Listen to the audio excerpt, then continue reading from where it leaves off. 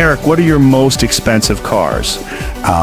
Top of the list is my 1967 Ferrari 275 GTB4, about $5 million, long nose, V12, pure magic. Then there's the 1970 Ferrari 365 GTB4 Daytona, sitting somewhere almost 1.5 million. My dream 1957 Mercedes-Benz 300 SL, another 1.5 million. And then comes the 1976 Porsche 911 Turbo, the original Widowmaker, around 400k. The 1958 Porsche 356 Speedster follows at about $500,000. Can't skip the beast, my 1974 Ford Falcon XB hardtop, restored to around 200 grand. The 1973 Falcon XB GT lands 200k. Add all that up and you're staring at roughly $8 million worth of speed, scars and storage.